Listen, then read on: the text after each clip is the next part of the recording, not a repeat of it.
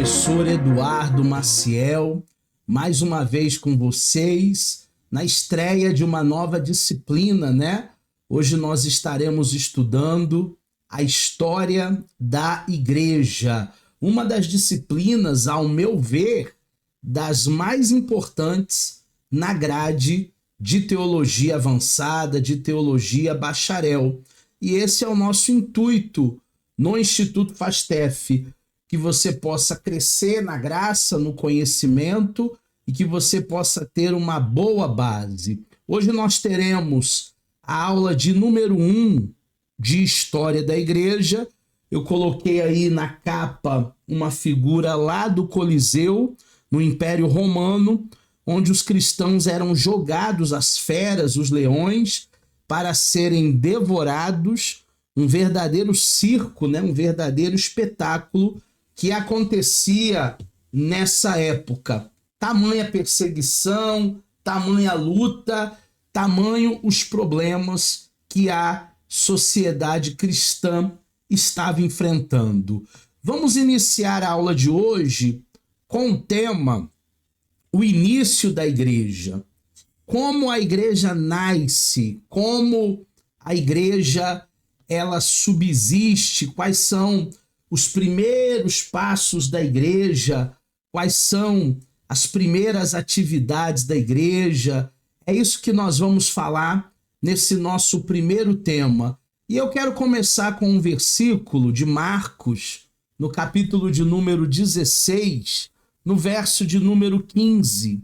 E disse-lhes: vão pelo mundo todo e preguem o evangelho a toda a criatura, a todas as pessoas. Tem uma outra tradução mais clássica que diz, né? Ide por todo o mundo e pregai o evangelho a toda criatura. Isso é um dever de todo cristão. Às vezes alguém pode pensar que é apenas uma tarefa, um dever daqueles que discipulam, ou de pastores, ou de obreiros, ou de diáconos, ou de presbíteros, ou alguém que tenha um cargo eclesiástico na igreja. Mas não, é um dever de todo cristão ir por todo mundo e anunciar a palavra da verdade. Falando um pouquinho sobre o início dessa igreja, a igreja começou após a missão ser dada para que se pregasse o evangelho em Marcos 16:15, o texto que nós acabamos de ler. Já em Atos 1:8, Cristo informou, após eles receberem o poder, que eles seriam testemunhas em Jerusalém, também na Judéia, ainda em Samaria e até aos confins da terra.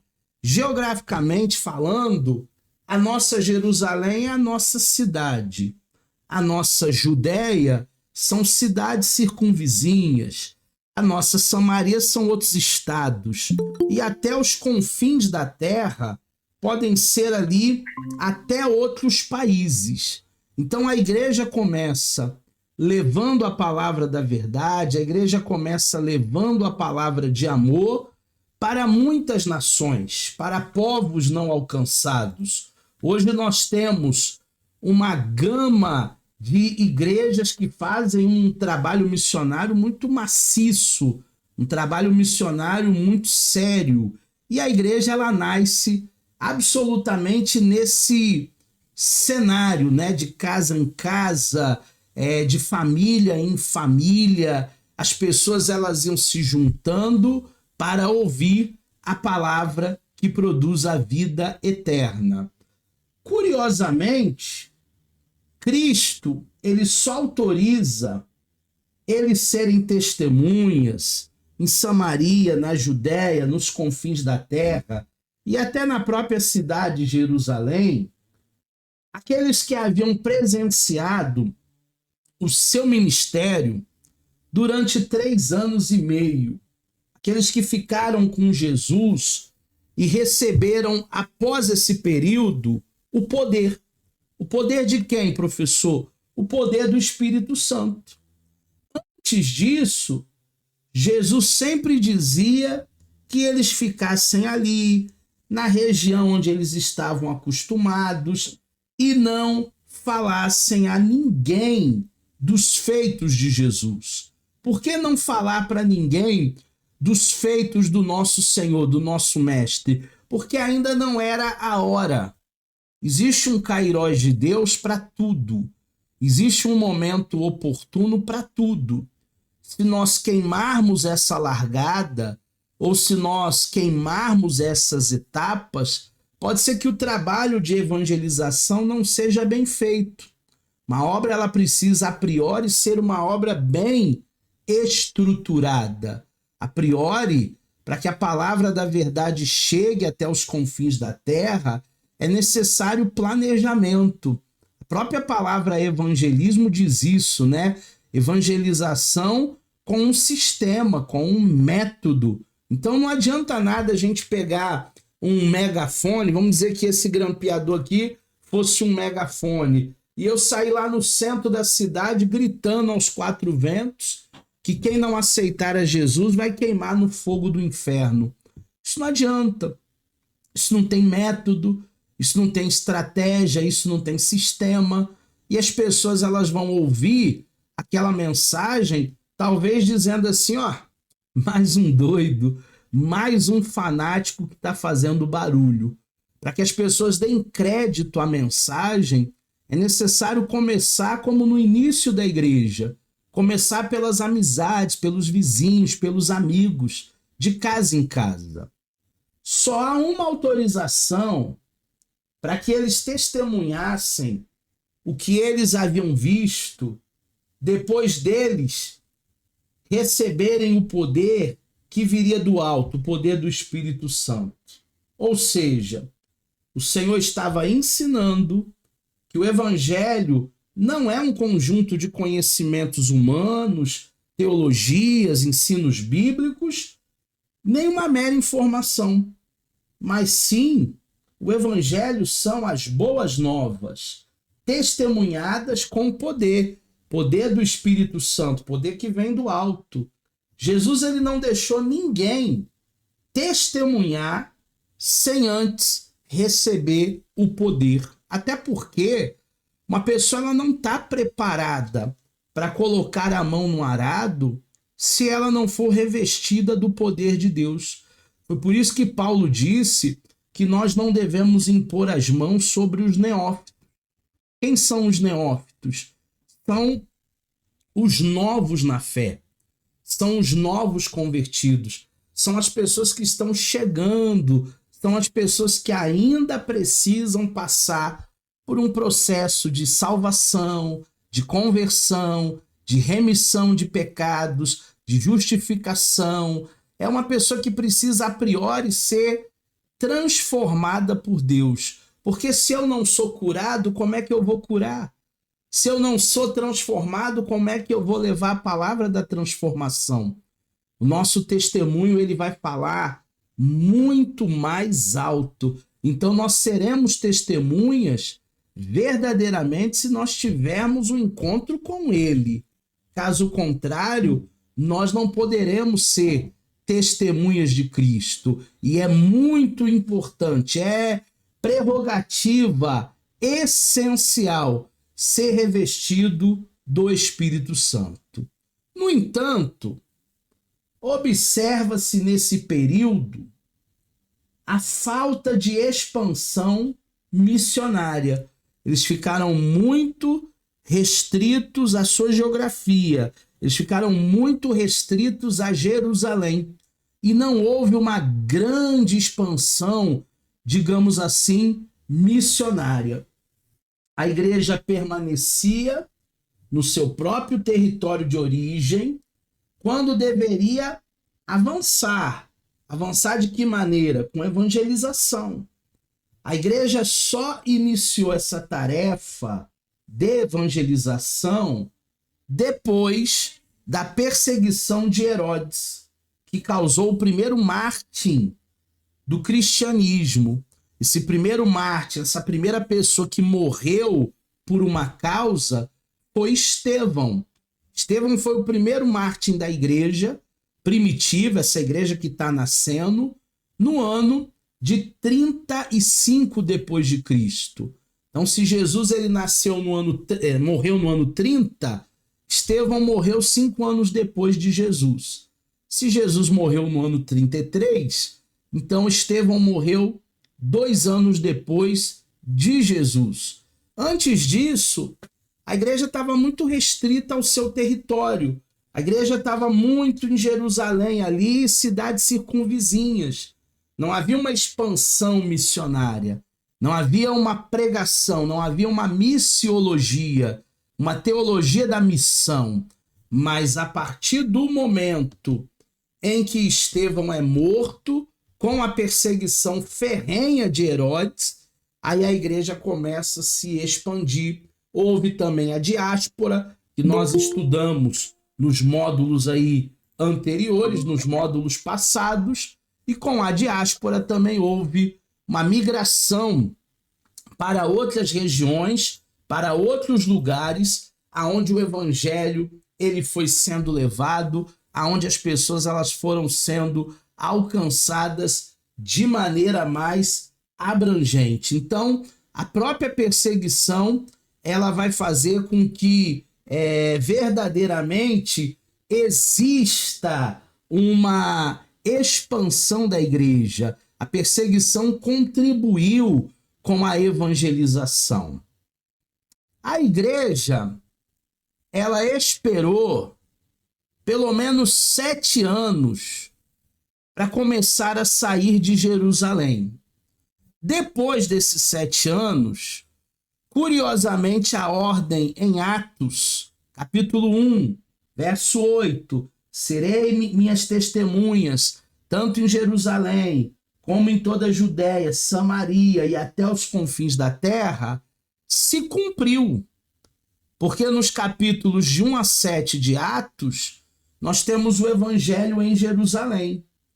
Nos capítulos de 8 a 12 de Atos, nós temos o evangelho sendo pregado já em outras geografias, Judéia e Samaria, lugares mais distantes.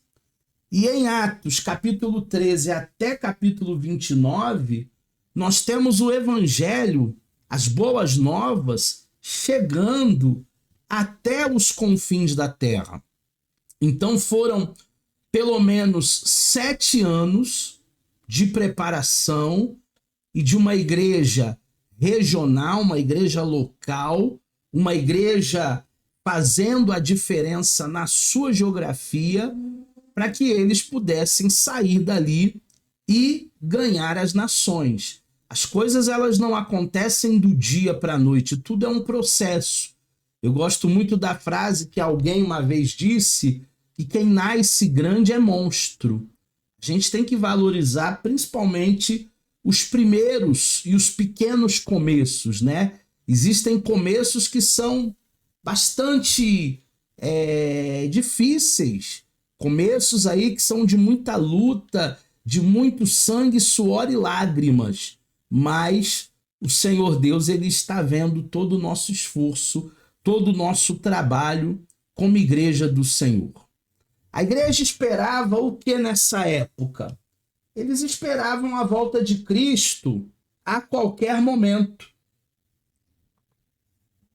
É o que nós chamamos de fervor escatológico.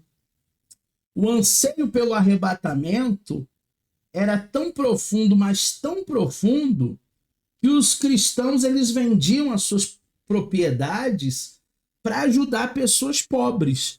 Foi por causa do fervor escatológico que quem tinha 2 casas dizia para o irmão que não tinha nenhuma casa, ó, pode morar na minha outra casa, porque para que eu vou ter um monte de casas alugadas se Jesus está voltando? Para que eu vou ter um monte de riquezas aonde o ferrugem, a traça acabam corroendo e consumindo? Nós não vamos juntar tesouros aqui na terra, nós temos uma morada maior, nós temos uma morada celestial. Então eles acreditavam sim que Jesus ia voltar imediatamente. Eles acreditavam sim que Jesus iria voltar muito rápido nesse fervor escatológico. o que não aconteceu. Claro que os sonhos deles não foram frustrados, porque eles morreram em Cristo e estão no céu com Deus, com Jesus. Mas hoje nós já chegamos ao ano 2025, 26, 27, 28, 2030 e o nosso Senhor ainda está para voltar. Nós estamos esperando a volta do nosso Salvador. As gerações morreram e Cristo não voltou naquele presente momento de igreja primitiva e muitos questionavam a veracidade da promessa. Você já deve ter ouvido gente dizendo assim: Ih, Jesus não volta mais não. Eu estou ouvindo isso aí desde criancinha, até agora não voltou, desde que eu sou mocinho, mocinha, moleque. Jesus não voltou, ele não deve voltar mais. Muitos questionam a veracidade dessa promessa. Diante disso, é importante frisar dois pontos importantes sobre a vinda de Jesus, né? Porque o que há de vir virá e não tardará. Primeiro ponto importante que eu quero salientar nessa nossa primeira aula de história da igreja é a parábola do bom samaritano. Um homem que caiu na mão dos bandidos, tomou uma surra, perdeu tudo que tinha, estava meio morto no caminho, passou um sacerdote, não fez nada, foi embora para o templo. Passou um levita, também não fez nada, foi embora para o templo. Mas um bom samaritano chegou ali, viu que o homem não tinha morrido, ele só estava desacordado, ele só tinha apanhado muito. Deitou nas suas feridas azeite e vinho, levou ele para um hotel, pagou a conta do hotel e disse para o dono do hotel: eu estou de viagem, eu não posso ficar, acudir ele, mas não deixe ele morrer. Se tiver que comprar medicamentos, compra, salva a vida dele, tá aqui um tanto de dinheiro, e se, somente se, quando eu voltar, tiver mais despesas, eu acerto. E aí Jesus, nessa parábola do bom samaritano, ele pergunta: quem te pareceu o próximo desse homem? Será que foi o levita? Será que foi o sacerdote? Não, foi um bom samaritano. Nem a lei, nem os ofícios litúrgicos resolveram o problema do homem, mas apenas Cristo tipificado, que aplica o azeite, que é o nosso remédio, e o vinho, que é a nossa alegria, sobre o homem. O vinho representa a alegria do dia de Pentecostes e o estalageiro, o consolador, ou seja, aquele homem que esteve no seu hotel ali e que esteve ao lado do homem que caiu na mão dos bandidos e que salvou a vida dele. Aquele que nos ampara, aquele que nos ajuda.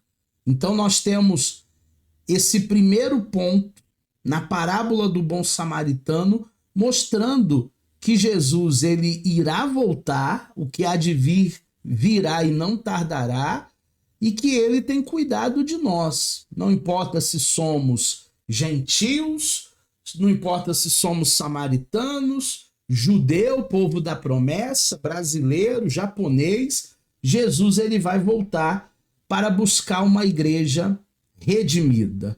O segundo ponto que eu quero salientar também aqui, na primeira aula de história da igreja, é a parábola da figueira. Jesus ele fala dessa figueira após tratar dos sinais que antecederiam a sua volta. Nos versículos anteriores, na mesma perícope, a figueira ela é um símbolo de Israel e é também uma árvore que pode frutificar, mesmo morta, mesmo fora de tempo.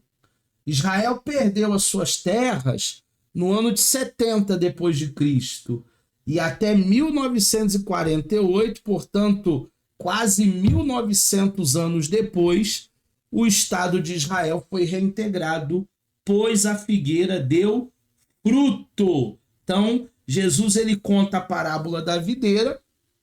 A figueira, ela não tinha um fruto para dar para o Filho de Deus. E o Filho de Deus amaldiçoou aquela figueira, porque ela não podia fazer isso. Ela é uma árvore que dá frutos mesmo morta. Existem frutos aí que são temporãos, né? Essa semana eu perguntei para um agricultor aqui da região que vende morangos, se o morango ele tem uma data específica do ano ou se a produção de morango é ininterrupta. E ele disse para mim, não, essa é a melhor época para colher morangos. Mas não que não exista morangos em dezembro, em janeiro. Existe morango o ano todo, mas os maiores morangos, os melhores morangos, é nessa época, é nesse clima. Mas a plantação, a agricultura dá o ano todo. O ano todo você consegue comprar ou comer morango, segundo ele para mim. Mas aquela figueira não. Aquela figueira ela não tinha um fruto para Jesus. Ela não floresceu. Passaram-se anos que Israel não tinha um fruto, de 70 a 1948, e agora a figueira volta, né, a florescer. Esperamos em Deus que o judeu aceite Jesus para que ele também receba salvação, porque não existe salvação fora de Jesus. Alguma dúvida, Samuel? Alguma dúvida, Valcilena? Alguma dúvida, Renan? Não? Não? Então vamos continuar. Já que não tem dúvida, quando vocês tiverem dúvida, levante a mãozinha, que é um ícone que tem aqui embaixo, e aí eu tiro a sua dúvida ao vivo.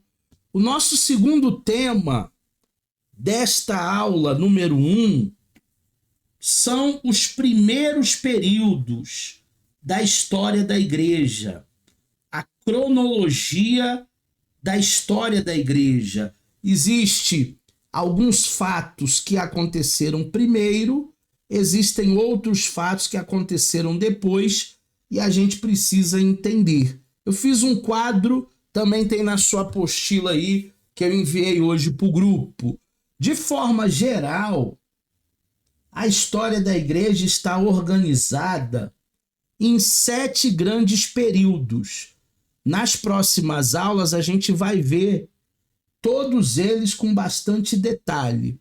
Hoje eu vou focar apenas no primeiro período, o período apostólico. Essa vai ser a aula de hoje. Nós vamos falar de Pentecostes, do derramamento do Espírito Santo, até cerca do ano 100, quando João, o último dos apóstolos, ele vem a falecer, ele morre. Então esse é o período chamado apostólico, e é o que eu vou focar na aula de hoje. Na próxima aula, aula 2, nós vamos ver a era das perseguições, que vai do ano 100 até o ano 313, com o Edito de Constantino, tendo a primeira perseguição desde 64, mas se configura a era a partir de 100, né? O povo já estava sofrendo aí pelo menos há 36 anos, mas se configura o início da era a partir do ano 100. Nós vamos ver também nas próximas aulas o período imperial, de 313 a 476, com muita ênfase nos imperadores romanos. Depois veremos a Idade Média, a Idade das Trevas, a Igreja Medieval, de 476 a 1453, século XV já. Depois teremos a Reforma Protestante, onde eu quero perder um tempo bom com vocês. Perder não, né? Ganhar, gastar. De 1453 a 1648, vamos ver Lutero, Zwinglio, Calvino, todos eles com bastante detalhes. Depois teremos um 6º período, que são os movimentos missionários de avivamento, os avivalistas como os metodistas, John Wesley, as tendas de avivamento chegando no Brasil, a Igreja Nova Vida, de 1648 até o final do século XIX. E, por último, finalizando a nossa disciplina, nós veremos o surgimento do movimento pentecostal e também vou falar um pouquinho do movimento neopentecostal a partir do século XX. Então, nós teremos todos esses momentos aí bem detalhadinhos na história da igreja para que você possa ter um conhecimento avançado e sem pressa. Às vezes a gente quer um curso muito rápido, um curso onde o professor fala tudo na mesma aula e a gente não consegue absorver. Então a gente vai em doses homeopáticas, aula a aula, vendo 1, 2 ou 3 períodos aí, até chegarmos lá no neopentecostalismo. Hoje nós veremos o primeiro período, que é o período apostólico. Nós vamos ver hoje de Pentecostes, do derramamento do Espírito Santo, até cerca do ano 100, onde João, aquele que recebeu o Apocalipse na ilha de Patmos, ele vem a falecer, praticamente no ano de número 100. Quais são os principais acontecimentos do início da igreja no período apostólico? Primeiro, um rápido crescimento no número de cristãos. Vocês lembram que o apóstolo Pedro, depois de uma pregação muito usado pelo Espírito Santo, ele batizou 3.000 almas. Qual é o pastor hoje que consegue batizar 3.000 pessoas? Eu não conheço, num único batismo, não. Nós não conseguimos batizar 3.000 pessoas em um só dia. E o apóstolo Pedro, inspirado pelo Espírito Santo, depois de um sermão de quebrantamento, ele prega e ele batiza 3.000 almas. Então nós temos um rápido crescimento no número de cristãos nesse primeiro período chamado apostólico. Atos capítulo 2, versículo 41, diz assim: os que aceitaram a mensagem foram batizados. E naquele dia houve um acréscimo de cerca de 3.000 almas. Um acréscimo de cerca de 3.000 pessoas. Gente, o Espírito Santo estava fazendo uma obra poderosa, uma obra grandiosa, uma obra que nos dias de hoje talvez nós não consigamos. E você pergunte, mas professor, por quê?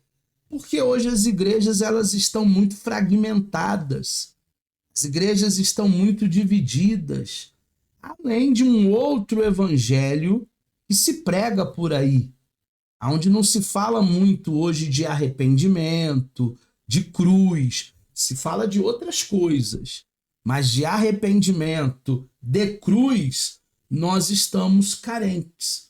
Então a igreja primitiva, nesse período apostólico, ela teve um crescimento muito grande, justamente pela ousadia e pela pregação desses primeiros apóstolos, desses primeiros discípulos, desses grandes homens de Deus aí que falaram a verdade. O segundo ponto nesse período apostólico é a qualidade da igreja. Não é a quantidade, é a qualidade. Eles se dedicavam ao ensino dos apóstolos. Eles se dedicavam à comunhão e ao partir do pão e às orações. Todos estavam cheios de temor. Muitas maravilhas, muitos sinais eram feitos pelos apóstolos. Todos os que criam mantinham-se unidos. Eles tinham tudo em comum. Vendiam até suas propriedades, os seus bens, distribuíam a cada um conforme a necessidade. Todos os dias, eles continuavam ali no templo, reunidos, no pátio.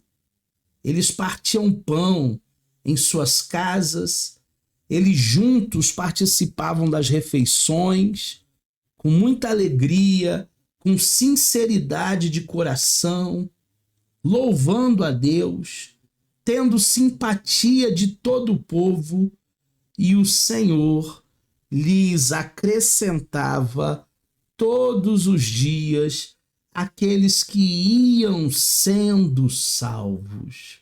Gente, quando eu leio esse texto de Atos capítulo 2, dos versículos 42 em diante, o meu coração queima, o meu coração anseia por uma igreja no modelo primitivo, uma igreja no modelo do tempo dos apóstolos.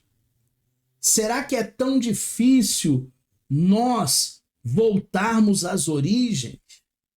Esses dias eu estava dirigindo, estava indo para algum lugar com a minha esposa, e aí nós falando sobre a degradação do evangelho, as modas que existem por aí, os movimentos que existem por aí, até movimentos aí, caças-níqueis que só querem o seu Pix, que só querem o seu dinheiro. E aí eu disse para minha esposa, mas será que foi aonde que nós nos perdemos?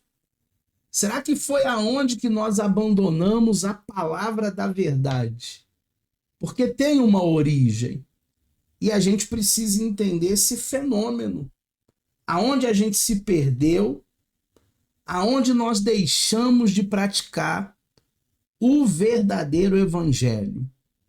A qualidade da igreja é Atos capítulo 2, do 42 ao 47. Nós precisamos meditar nessa verdade e voltarmos às origens do evangelho. Mais um ponto nesse período apostólico são os conflitos internos sobre a configuração do cristianismo entre os gentios. Haviam muitos conflitos. A igreja é só para judeu, a igreja é também para cristão, eu posso participar, ele não pode, a igreja é para rico, a igreja é para pobre, a igreja é para samaritano, a igreja não pode entrar samaritano, a igreja é para branco, a igreja é para negros. Havia, sim, um conflito entre as configurações do cristianismo barra gentios judeus. Um pequeno grupo de judeus cristãos esperou um certo tempo em Jerusalém, sem considerar inicialmente a possibilidade de uma igreja fora dos limites do judaísmo, fora da configuração do judaísmo, fora do modelo do judaísmo. E o próprio Pedro, apóstolo, relutou com Deus sobre romper com as tradições do judaísmo. É aquele sonho, né, da escada de Pedro, onde os anjos vêm e trazem um lençol. E Jesus diz para ele assim, abençoa e come. Ah, mas esse ser aqui é um ser imundo, abençoa e come aquilo que estava no lençol. Tinha que haver uma ponte entre a igreja gentílica e a igreja judaica. Ah, mas os gentios que estão chegando agora, eles precisam circuncidar. Não. Não há essa necessidade de circuncisão porque eles não são judeus. Eles não observam a fé judaica. Eles são cristãos. E eles estão debaixo de uma aliança superior, como diz o texto de Romanos. Nós não podemos voltar ao judaísmo. Nós não podemos querer voltar a ser pessoas judaizantes, porque isso não faz sentido na fé cristã. Todos os membros da igreja, no início, eram judeus. Eles davam a entender que o gentil primeiro tinha que se tornar um judeu, para depois se tornar um cristão. Paulo e Pedro, por exemplo, também debateram acerca da necessidade dos judeus, dos gentios, passarem pela circuncisão ou não para se tornarem cristãos. Esse incidente ocorre lá em Antioquia e ficou registrado por Paulo em Gálatas, capítulo 2, versículo 11 até o versículo 14. Paulo vai dizer: ó insensatos Gálatas, quem vos seduziu? Porque os Gálatas queriam voltar ao movimento judaizante. E aí Paulo vai escrever a carta aos Gálatas dizendo: foi para a liberdade que Cristo nos libertou. A religião, ela tem essa narrativa de escravidão. A religião tem essa narrativa de dogmas. A religião tem essa narrativa de obrigações. Mas o evangelho liberta. Religiões aprisionam. O evangelho é liberdade em Cristo. Toda vez que você vê uma pessoa muito amarrada, fissurada, escrava, é um religioso. Porque o evangelho nos faz livres. Nós somos livres. Conhecereis a verdade, e a verdade vos libertará. Então, essa tensão entre Pedro e Paulo sobre aceitar ou não os gentios dentro da igreja cristã foi o motivo do Concílio de Jerusalém, lá em Atos, capítulo 15, liderado pelo apóstolo Tiago. A decisão final é que não seria necessário a circuncisão para os gentios, que se converteram depois. Isso mostra que a igreja primitiva, ela não era uma igreja perfeita, era um modelo de igreja, mas longe da perfeição, porque ela tinha conflitos na liderança, como, por exemplo, a tensão de Paulo querendo aceitar os gentios e Pedro não querendo. Ela tinha carnalidade e imoralidade, como a igreja de Tiatira, depois você lê lá em Apocalipse. Ela tinha pessoas que faziam coisas boas só para querer status, só para querer aparecer, como Ananias e Safira. A igreja primitiva também tinha pessoas que queriam beneficiar os parentes. Se eu não me engano, o termo hoje é nepotismo, independentemente da vontade de Deus. Barnabé, por exemplo, queria beneficiar Marcos nas viagens missionárias, porque era parente. Só que a obra de Deus, ela não é feita por amizade. Ah, o Renan é muito meu amigo, então ele vai ser o meu segundo pastor. Ah, o Samuel é muito meu amigo, então ele vai ser o meu braço direito. Não. A obra de Deus, ela não pode ser confundida com política, com amizade. A obra de Deus ela tem que ter uma direção do Espírito Santo. E é aí que muitos movimentos, é aí que muitas igrejas acabam se perdendo.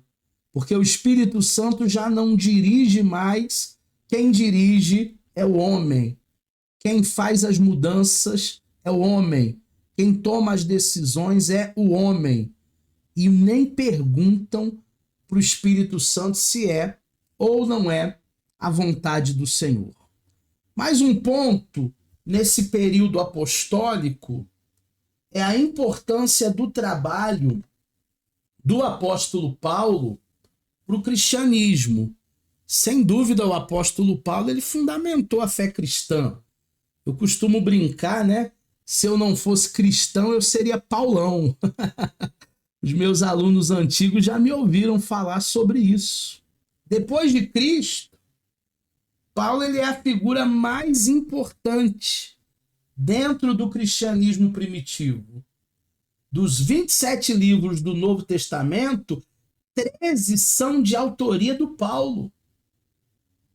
Ele foi quem comprou a briga do evangelho entre os gentios e realizou as principais viagens missionárias, que foram no total de 3, chegando até a Europa, do primeiro século, se tornando assim o plantador de mais da metade das principais igrejas da época. Paulo ele fez muita coisa em missões. Ele foi o principal plantador de igrejas. De todas as igrejas da época, Paulo plantou uma maioria, mais da metade. Ele viajava, ele gastava os seus dias para levar o evangelho a toda criatura. E se a gente for ver a cronologia da vida de Paulo, ele nasce em Tarso, né? Por isso que o nome dele é Saulo de Tarso, no ano 10. Já no ano 20, provavelmente em Jerusalém, ali, quando ele tinha de 10 a 13 anos, ele já iniciou seus estudos aos pés de Gamaliel, que era uma das maiores escolas de teologia, de doutrinas da Torá, do conhecimento avançado da época. Então, Paulo ele começa a se formar na letra. No ano 35, que é uma data mais provável, o Saulo ele tem a sua conversão, né? Uma luz muito forte brilha para ele e diz: Saulo, Saulo, por que me persegue? Ali no caminho de Damasco. 10 anos depois, em 45, ele muda-se para Antioquia e ele fica ali em Antioquia recebendo aquilo que o Espírito Santo queria dar a ele para que ele gastasse toda a sua vida. Um ano depois, de 46 a 48, ele faz a sua primeira viagem missionária. Em 49, ele participa do concílio em Jerusalém, Atos 15. De 49 a 52, ele faz a sua segunda viagem missionária. De 53 a 57, ele faz a sua terceira viagem missionária. Em 57, ele é preso, perseguido em Jerusalém e também em Cesareia. Em 60, ele vai para a prisão em Roma. Em 63, ele faz uma possível viagem para a Espanha, e aí Clemente de Roma registrou a ida de Paulo para pregar na Espanha, Europa. Ele chega na Europa. Em 66, ele é preso mais uma vez, a segunda prisão de Paulo em Roma.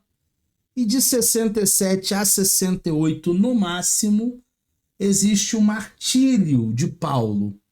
Ele é um mártir da igreja. Ele morre decapitado pela causa do evangelho.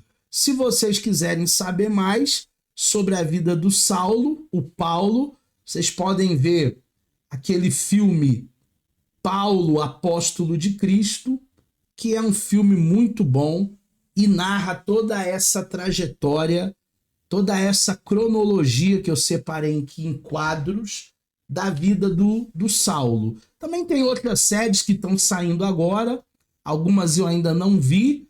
Depois que eu puder ver algumas novas aí sobre Paulo, eu também poderei indicar para vocês. Mas Paulo, Apóstolo de Cristo, é muito bom. Até outro dia estava na Netflix, não sei se continua, mas dá uma procurada, assistam, que vocês vão gostar.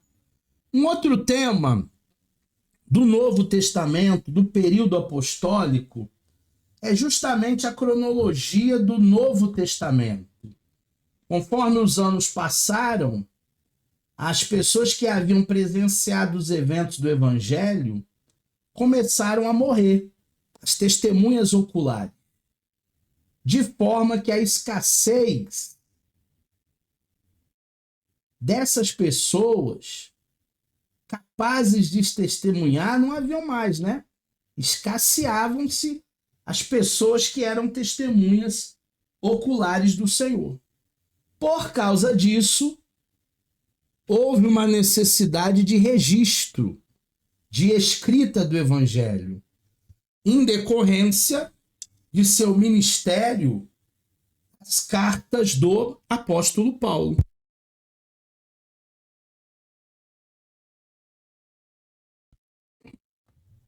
E nós já vimos que foram no total de 13. Então a geração antiga, ela começa a morrer, as pessoas que viram Jesus curar, operar milagres, maravilhas, elas começam a não existir mais e uma nova geração precisava desses registros, precisava desses escritos. Por isso a necessidade do Novo Testamento.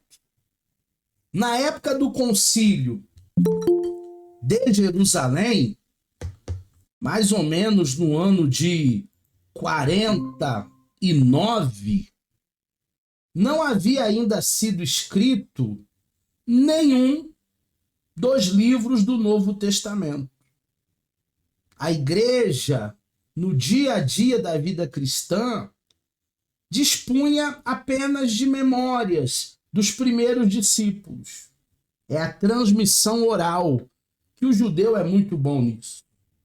Entretanto, antes que chegasse o ano de 70 depois de Cristo, grande parte dos livros do Novo Testamento já estavam circulando na igreja primitiva. Veja, por exemplo, algumas datas. Então, em 49, não havia nada. Mas em 70, todos os livros aí que nós temos no nosso cânon aí bíblico, no Novo Testamento, os 27 livros, esses livros aí, a grande maioria já tinha sido publicada. E aí nós temos uma cronologia para entender melhor esse desenvolvimento da escrita. Primeiro, os evangelhos sinópticos, Mateus, Marcos e Lucas, foram escritos de 50 a 61, portanto antes de 70. Depois o Evangelho de João. O Evangelho de João foi escrito aproximadamente entre 80 e 90 depois de Cristo. Esse já depois do ano 70, mas esse é um ponto fora da curva. Nós temos também Atos dos Apóstolos, que foi escrito entre 63 e 64 depois de Cristo. Nós temos ainda as 13 epístolas paulinas, que foram escritas entre 52 e 67, portanto antes do ano 70. Nós temos as epístolas gerais, que foram escritas de 45 até 95, então a grande maioria antes de 70, só algumas epístolas gerais que foi depois de 70, e por último o Apocalipse, que é o livro da revelação de João, na ilha de Patmos, que foi escrito aproximadamente no ano 96. Então, entendendo essa cronologia, nós temos a formação do cânon do Novo Testamento por uma necessidade das novas gerações conhecerem a vida e a obra de Cristo, conhecerem o evangelho da salvação. Porque o evangelho são boas novas, evangelhos são boas notícias. E há sim uma necessidade que as próximas gerações também conhecessem esse evangelho. Sobre os evangelhos, os 3 primeiros, Mateus, Marcos e Lucas, são chamados evangelhos sinópticos. Esse termo indica uma visão semelhante, uma visão parecida na narrativa dos fatos. Já o 4º evangelho, que é o evangelho de João, ele não está muito interessado em construir uma biografia de Jesus, mas sim revelá-lo como Cristo, revelá-lo como o Filho de Deus. Por quê, professor? Porque João vai escrever para um outro público-alvo, vai escrever para a igreja. Falar para uma igreja que já conhece o Cristo é muito mais fácil do que evangelizar aquelas pessoas que nunca ouviram falar sobre Deus, nunca ouviram falar sobre Jesus. Então, eu me sinto muito mais confortável pregando num domingo do que talvez numa segunda-feira, onde tem muita gente que não conhece a Deus, só está ali para receber um milagre. Sobre os evangelhos, nós temos o primeiro, que é Mateus, não na ordem cronológica, mas na ordem de arrumação. Foi escrito para o judeu, é o público-alvo de Mateus, frisando que os eventos da vida de Jesus aconteceram para que se cumprisse o que fora dito nas profecias do Antigo Testamento. Então, o foco de Mateus são os judeus, para comprovar que Jesus veio confirmando o que as Escrituras já diziam há milhares de anos.